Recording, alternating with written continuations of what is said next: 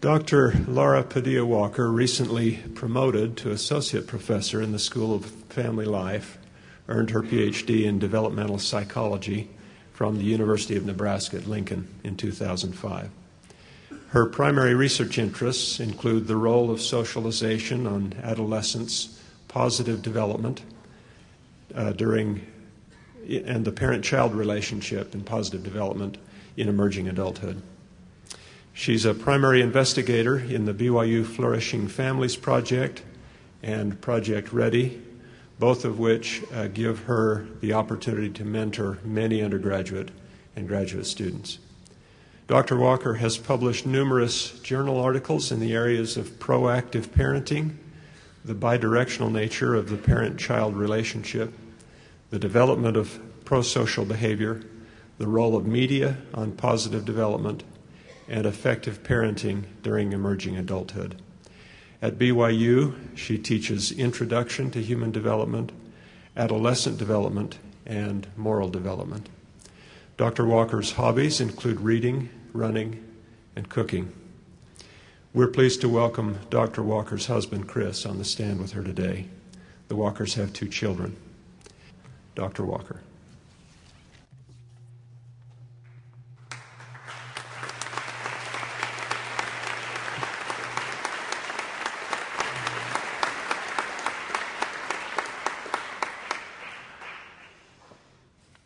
Teenagers. They've been called youth, minors, youngsters, troublemakers, punks, and juveniles. They're described as melodramatic, moody, uncommunicative, disorderly, and defiant. One news report even referred to today's adolescents as super predators. In Western culture, the teenage years are often looked forward to with great trepidation by parents. Even a simple search on Amazon.com brings up hundreds of books with titles like, "Get Out of My Life, but First, Will You Drive Me?" 7 Things Your Teenager Won't Tell You and How to Get It Out of Them Anyway. And yes, your teenager is crazy. Loving your kid without losing your mind. This stereotype of teenage storm and stress dates back to the early 1900s, when the term adolescence was first used by G. Stanley Hall, and continued to dominate into the late 1950s, when Anna Freud was quoted as saying, "To be normal during the adolescent period is by itself abnormal." I actually remember my father repeating a very similar phrase to me when I was growing up, so apparently I contributed to this stereotype. Indeed, this view of adolescence is so strong that a few weeks ago, my 7-year-old daughter came up to me with tears and with impressive pre-adolescent melodrama cried, "Mommy, I don't ever want to be a teenager because I don't ever want to stop loving you." However, despite historical and current public opinion, empirical research in the field of adolescence, which includes children ages 10 to 18, does not consider this time to be a universal period of storm and stress. Indeed, fully 80% of adolescents mention thinking highly of their parents, and 60% report wanting to be like their parents when they grow up. Adolescence is considered a period of transition for both parents and teens, but although there is realignment of the parent-child relationship that is often met with more than a few growing pains on both sides, most adolescents and their parents come through this time period relatively unscathed and continue to have meaningful relationships into adulthood. However, there are certainly exceptions to this rule, and how well adolescents navigate this period of development largely depends upon how their parents prepare for it and adapt to it. When I teach my class on adolescent development here at BYU, it often strikes me that I am talking to a population of students who do not yet have teenagers, so my words may not be applicable. However, in reality, this is the best audience to address because raising healthy teenagers requires a proactive approach, starting when children are young and building relationships of openness and communication over time. I certainly do not want to insinuate that it's too late to start being proactive once children reach adolescence, but prevention is always more effective than intervention. So those of you with young children, start taking notes. Today, I want to focus on what I call proactive parenting. However, a great deal of research on parenting focuses on reactive parenting, or parental discipline. Reactive parenting is defined as what parents do after a child has done something wrong or transgressed. Proactive parenting, on the other hand, is a parent's active attempt to socialize a child before misbehavior has occurred. I'm a big proponent of positive parenting, so it's important to note that both reactive and proactive parenting can also be applied to children's positive behavior. For example, reacting to a child's good behavior with praise, or being proactive in promoting good behavior. That being said, for the sake of our discussion today, I will focus primarily on proactive parenting as it relates to the avoidance of misbehavior, although I will try to sneak in positive behavior as much as I can. Regardless of the nature of the adolescent's behavior, when comparing reactive and proactive parenting, it is suggested that proactive parenting is a more effective way to communicate parental messages than is reactive parenting, because discipline situations are often accompanied by strong emotions on the part of both the parent and the child. And few of us internalize messages when we're being yelled at or scolded. All we know is that we don't like how we feel. So the message is sometimes lost in reactive parenting situations. That being said, parents often hope discipline will socialize parental values, and it certainly can when it is done effectively. But proactive parenting, including such parental efforts as monitoring, teaching, and involvement, may help to decrease the need for extensive reactive parenting by anticipating the challenges the child might face and communicating values and parental expectations to the child before misbehavior occurs. In young children, this is a pretty straightforward process. For example, my day out shopping with my children goes wildly different when I am proactive and tell them ahead of time that today we will not be purchasing any toys or candy at the store. If I have a moment of delirium and somehow fail to give this important warning, the day usually ends in me dragging screaming children out of the store and leaving an abandoned shopping cart at the checkout counter while I desperately try not to yell at my children in public and display serious hypocrisy based on my many parenting lectures about patience and gentle instruction. With adolescents, however, proactive parenting takes time, and starting sooner rather than later is always better. As children reach adolescence, they will increasingly be faced with values that may be contrary to those you hold as a family. In fact, I've been surprised as the mother of a 10-year-old and a 7-year-old that exposure to conflicting values starts much earlier than the adolescent years. Being proactive in the face of these ever-increasing conflicting messages of values, whether they be from peers, teachers, or media, just to name a few, requires that parents clearly communicate their values to their children and, as necessary, provide them with tools to combat these potentially conflicting messages. At face value, this argument is intuitive. Why wait until your child is sexually active or involved in drugs to talk to them about these behaviors? Despite the intuitive nature of this argument, far more than I would like, I find my students professing to me that the first time their parents talked to them about sexuality was on their wedding day. This is consistent with research suggesting that many parents wait until their children are sexually active before talking to them about sexuality. Thankfully, most teens come through relatively unscathed, but for some, this is simply too late and can occasionally have serious consequences. Indeed, teens note that when they have questions about topics such as sexuality, the most common sources they turn to in an attempt to learn more are friends and the media. As a parent, I know that is not where I want my children to learn about issues which I feel so strongly about. Thus, it is important that we talk to our children early and frequently so we don't miss the boat, if you will, on teaching our children what is important to us and what we hope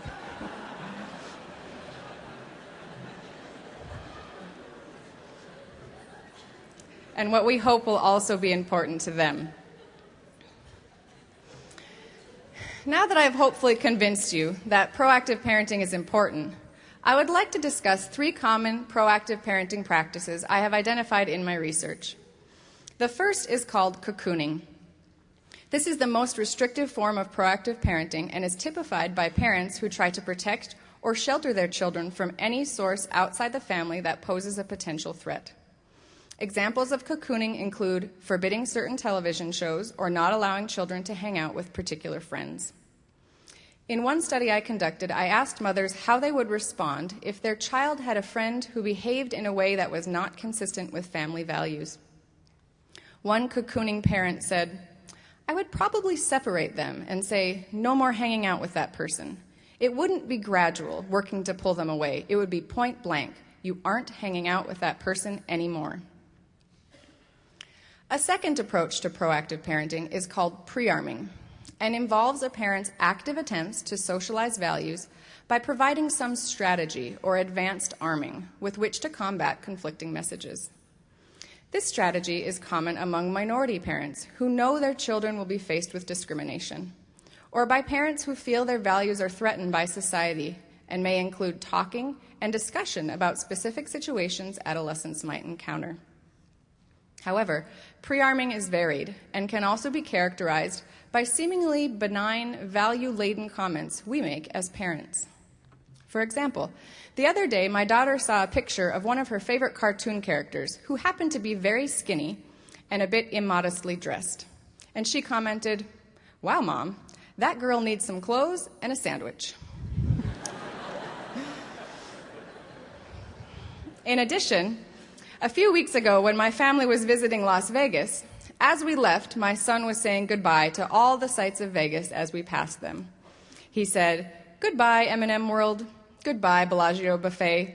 And as we drove by a billboard, he ended with, "Goodbye, inappropriately dressed ladies." My children's comments sounded eerily familiar. Clearly, my husband and I have been using pre-arming to communicate values about modesty and body image without even knowing it. The final proactive strategy is called deference and is characterized by parents who actively do nothing. This may not seem proactive at first glance, but parents I have interviewed suggest that this approach is an active attempt to show trust in their child and avoid contention, and is usually used when adolescents are older, after many years of parents using strategies like pre-arming and cocooning. When I asked parents how they would respond if their child had a friend who was involved in drugs, one mother displaying deference said, "I don't think I would react to it. I mean, I know he has friends who smoke and drink, but I trust that he won't do the same thing." As you might expect, parents use these 3 strategies to varying degrees as their children age and become more mature and responsible. Indeed, in a recent longitudinal study, we found that over a period of 3 years, from age 12 at time 1 on the far left to age 14 at time 3 on the far right, parents' rates of pre-arming and cocooning, indicated by the orange and green lines, both decreased over time, and rates of deference, indicated by the yellow line, increased over time. You can see that pre-arming is the most commonly used proactive parenting strategy across all time points. But by age 14, deference is nearly as common as pre-arming. It is important to note that these strategies are also used during childhood and should change in frequency and content as children get older in an attempt to be developmentally appropriate. For example, if my 10-year-old son asks me where babies come from, I might have a desire to save myself the embarrassment by pawning it off on my husband or changing the subject. However, if I'm being proactive, avoidance is not a good tactic, and a discussion is important to open lines of communication and teach my child that he can come to me when he has a question, any question. However, being developmentally appropriate, I would likely cocoon him a bit from some of the more complicated details and save those for when he's a little bit older. But allowing the conversation to take place is key at any age. In addition to proactive parenting practices changing as children get older, parents also do not use only one proactive approach to parenting. Indeed, most parents combine several and are quite flexible in their use. My colleagues and I have found several patterns of proactive parenting, the most common of which include what we call reasoned deference and reasoned cocooning. Reasoned deference, on your left, consists of parents who combine deference and pre-arming and allow their adolescents to make their own decisions, but talk to them about those decisions. Reasoned cocooning, on your right, consists of parents who combine cocooning and pre-arming and shelter or protect their adolescents from outside influences, but also talk with their children about these decisions. So taken together, research suggests there are three main approaches to proactive parenting in the face of conflicting values, including cocooning, pre-arming, and deference. And these are sometimes used alone, but oftentimes used in combination. The next logical question to pose, and perhaps the most important, is which of these strategies is most effective at promoting positive teen outcomes? My first answer as a developmentalist would be the very precise response of, it depends. It depends on many factors, but those I will discuss today include the source of the influence, for example, media versus peers, a host of characteristics of the child, such as temperament, gender, and age, and the type of outcomes studied. When considering the source of influence, research suggests that parents feel more threatened by the influence of the media on their children than they do by the influence of peers. Although there is a body of research focusing on proactive parenting in response to peers, today I will focus primarily on the influence of media. Research suggests that parents are more likely to cocoon their children from the influence of media than they are the influence of friends. Although some forms of media are not appropriate at any age, research suggests that strict cocooning of media is not very effective, especially as adolescents get older and can view media at a friend's house or on their portable media device. It seems to be more effective to use pre-arming, which is to talk to adolescents about media that they may encounter and offer them strategies with which to deal with potentially inappropriate types of media. In fact, I was talking to a fellow researcher who does a great deal of work on video game violence, and he said that his pre-arming has been so effective that his teenage daughter is highly critical, even toward the shows or video games he wants to participate in with her.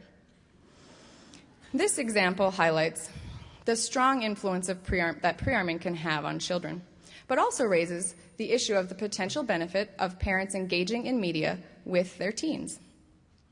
My colleagues and I have recently conducted a series of studies suggesting that if parents use media with their children, for example, playing video games or watching movies with teens, or even texting their teens, this can strengthen family ties.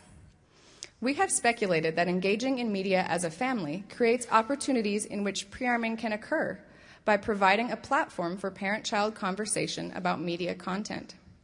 Indeed, I remember numerous conversations I had with my parents as a teenager that began as a result of something we watched together on television. Although watching inappropriate or violent media with teenagers can unintentionally act as an endorsement of negative behavior, watching television shows appropriate for teens or playing appropriate video games rated T and below have been shown to lead to greater levels of parent-child connection, which is key to opening channels of communication and allowing for discussion about important issues. So although parental cocooning of media during early childhood may be appropriate, reasoned cocooning or pre-arming seem to be more effective approaches to dealing with conflicting messages of values from media during the adolescent years. When considering the most effective proactive parenting strategy as a function of child characteristics, it is important to consider a number of factors, including temperament, gender, and age of the child. In regard to temperament, some children are temperamentally more susceptible to peer influences or to media influences such as aggression. So reasoned cocooning in childhood may be appropriate for this type of child, as any exposure might negatively influence behavior. In contrast, a child who is very good at regulating himself may not need as much cocooning, especially as he displays his ability to make good choices in regard to media and friends.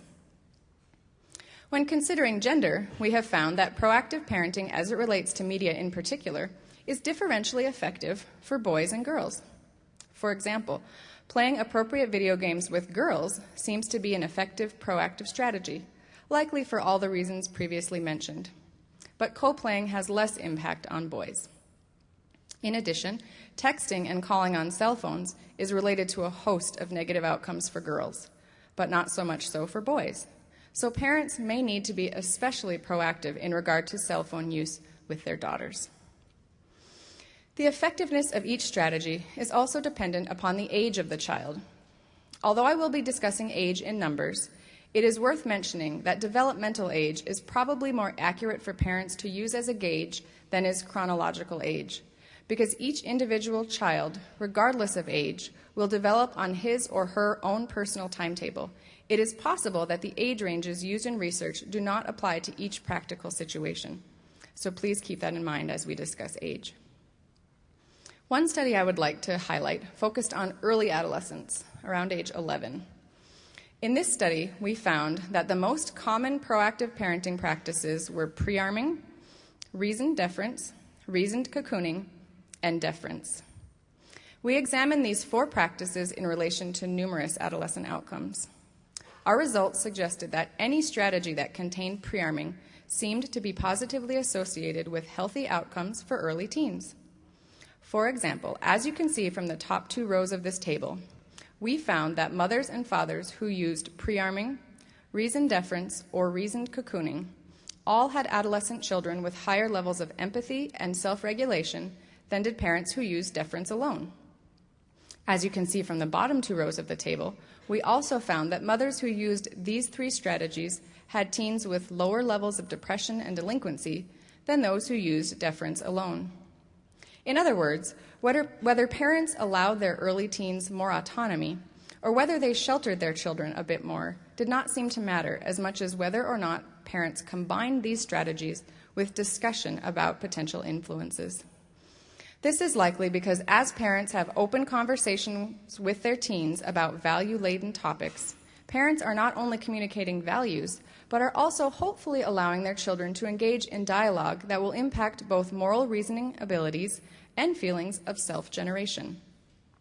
Self-generation means that adolescents feel they are choosing their own values and behaviors. Despite the importance of autonomy in promoting adolescents' feelings of self-generation, it is clear from these findings that deference during early adolescence is not associated with positive outcomes. This may be because deference is developmentally inappropriate if used as the sole proactive approach before adolescents' values are adequately internalized.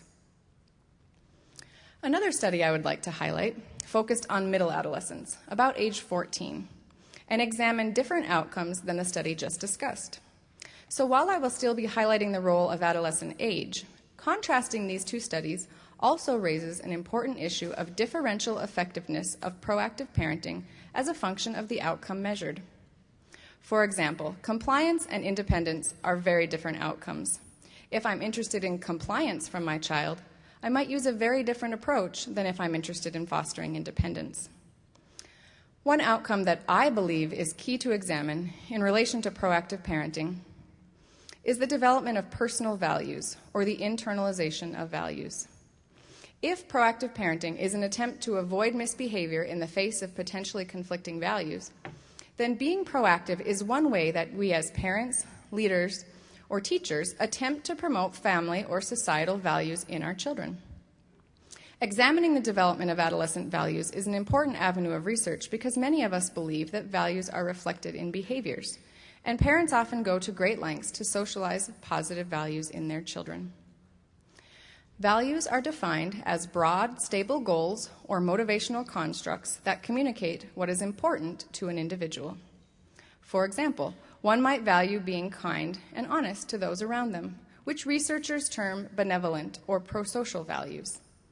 Others might value achievement, defined as striving to excel in an area such as school or athletics.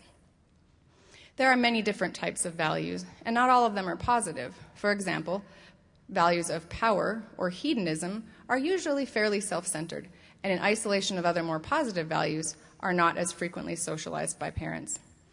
So for the sake of our discussion today, I will focus on positive values. As I mentioned, it is often our perception that what one values will be reflected in one's behavior. For example, if an adolescent values benevolence, he should be more likely to volunteer and be kind to his neighbor. If another adolescent values academic achievement, she should be more likely to do well in school. If values are not reflected in their corresponding behaviors, then there is little benefit to our socializing values in our children. However, while this connection between values and behaviors is perhaps a logical assumption, it does not have much research support and is dependent upon how internalized adolescents' values are. Internalization of values is the process whereby children acknowledge values and integrate them into their identities. More specifically, if values are externally regulated, or if we value something only in so much as we would get punished for not doing it, our values are less likely to be reflected in our behaviors. However, if our values are internally regulated, or if we value something because we enjoy it, or because it is part of who we are and how we define ourselves, then that value is much more likely to be reflected in our behavior. For example, my daughter's motivation for helping me may often be to get praise or to be recognized, which represents external regulation and would not be as strongly reflected in her helping behavior. However, a few weeks ago, when my daughter asked me if I was going to thank her for helping me, I said, "Did you help me just to get a thank you?" To which she replied, "No, I helped you because I love you." This notion of helping for the personal satisfaction it brings, or because it is part of who you are, represents a value that is internalized and should be more clearly reflected in behavior. Thus, the last study I would like to discuss with you today is one that my colleagues and I recently conducted examining proactive parenting as it relates to concordance between adolescents' internalization of values and corresponding behaviors. We call this value congruent behavior, or behavior that is congruent with one's values. For this study, we focused on 4 general values that are salient during the teen years and their corresponding behaviors. We determined how internalized teens' values were by asking them a series of questions, getting at how deeply held or how internally regulated each of these values were. Then we asked them a series of questions regarding their frequency of the behaviors that corresponded with these values. First, we measured internalization of benevolent values, or values of kindness and honesty, and their correspondence with prosocial behavior, or the frequency of helping behavior. We expected that more internalized benevolent values would be associated with higher levels of prosocial behavior. Second, we measured internalization of achievement values, specifically academic achievement values, and their correspondence with school engagement, or how engaged or involved adolescents were in school. We expected that more internalized achievement values would be associated with higher levels of school engagement. Third, we measured internalization of values regarding the avoidance of drug use, or adolescents' reasons for avoiding drugs, and their correspondence with delinquent behavior, such as drinking and smoking. We expected that more internalized values of avoiding drug use would be associated with lower levels of delinquency. Fourth, we measured peer values, or values about choosing friends who displayed good behavior, and their correspondence with deviant peer association, or how many friends adolescents had who were involved in deviant behavior. We expected that more internalized values about choosing good peers would be associated with lower levels of deviant peer association. What we wanted to understand in this study was which approach to proactive parenting resulted in the highest level of value-congruent behavior across these 4 domains. Again, we were interested in the link between values and their corresponding behaviors, but hypothesized that the strength of the relation between values and behaviors might be dependent upon the proactive parenting strategy that was used. In this study, the most commonly used proactive parenting practices were deference, pre-arming, reasoned deference, and reasoned cocooning. Findings suggested that mothers who used deference and fathers who used reasoned deference were the only parents whose teens, from ages 13 to 14, had value-congruent behavior in all 4 domains measured. In other words, parents who talked to their adolescents, but also allowed autonomy in the face of potentially conflicting values in an attempt to show trust in their child, had teens whose values were more strongly tied to their behaviors. Now, for many of us, this may be difficult to digest. Is doing nothing really the best way to help our teens make correct choices? Absolutely not. One of the reasons I share this study with you is because the findings highlight the importance of being proactive. Remember that parents who use deference before misbehavior has occurred have often spent years using cocooning and pre-arming to teach their children values and are now allowing those children the autonomy necessary to make their own decisions. If parents want to be capable of allowing the freedom that many adolescents and young adults desire, they are better served to begin the work of teaching values much earlier than adolescence, which will keep lines of communication open throughout the teenage years. Adolescence is a time of transition, as mentioned earlier, and most teens balk at the idea of being controlled or may even interpret well-meant parental suggestions as annoying lecturing that is infringing upon their ability to make their own decisions. If parents start early, with young children and early adolescents, talking to them about values and behaviors, different situations they may be faced with, and how to respond, it is likely that once teens hit mid-adolescence, about age 14 or 15, their values will be beginning to solidify and will be at least moderately reflected in their behaviors, allowing parents to stand back and increasingly defer to the child. Proactive parenting, especially pre-arming, during childhood and adolescence will also increase the chances that adolescents will come to parents when they are faced with conflicting values or situations that they are not sure how to deal with. Those parents who did not lay this foundation in childhood and early adolescence may find themselves struggling to help their teens who have been thrust into a world with numerous conflicting values from countless sources, having very little advanced armor with which to protect themselves, and who do not feel they can discuss difficult issues with their parents. If parents find themselves in this position, it is not too late to start opening lines of communication and increasing parent-child connection. Although long-standing patterns of communication and family interaction are difficult to change, acknowledgement of the need to change is an important first step.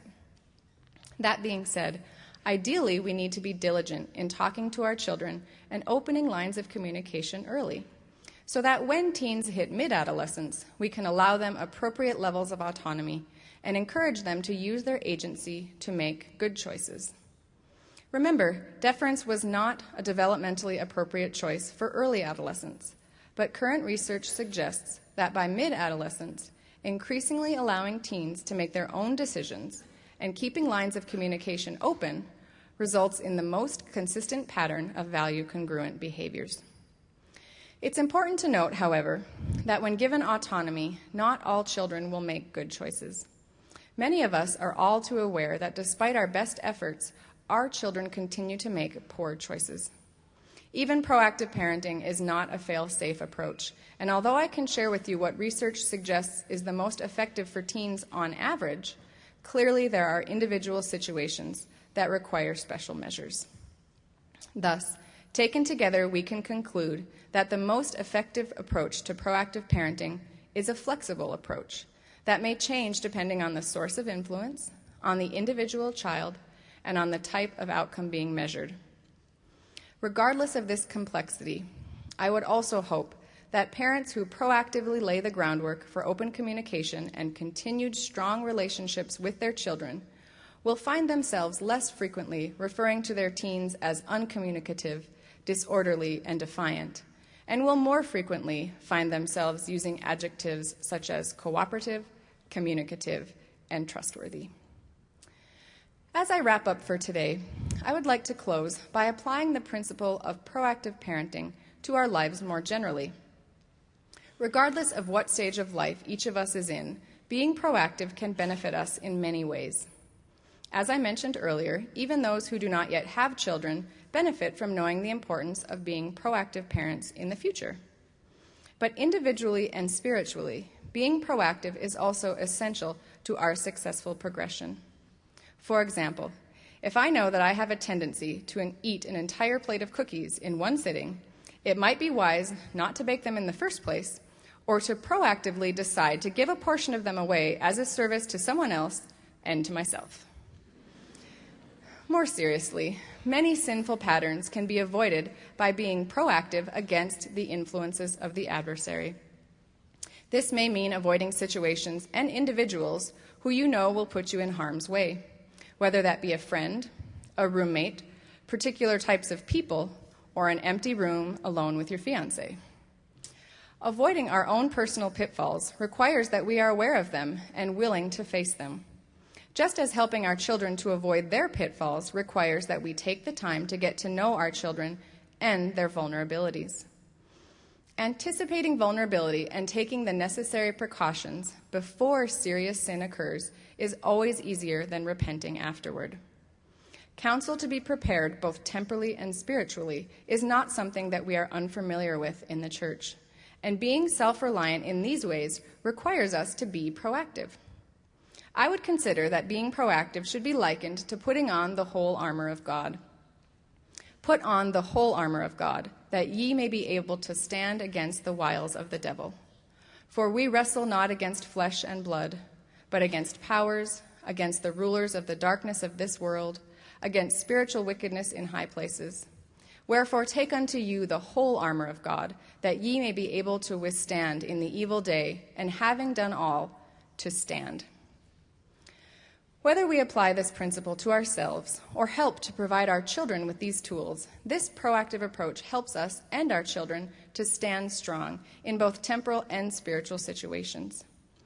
We have been counseled to be in the world, but not of the world. Quentin L. Cook said, "We cannot avoid the world. A cloistered existence is not the answer. In a positive sense, our contribution to the world is part of our challenge and is essential if we are to develop our talents." He later mentioned that one way for us to do this is to be confident about and to live our beliefs. It is my prayer that we will seize the opportunity to be proactive today, in our own lives and in the lives of our children, and actively use the daily opportunities we have to strengthen ourselves, our families, and those around us, so we, along with our posterity, might have a more blessed tomorrow. Thank you very much.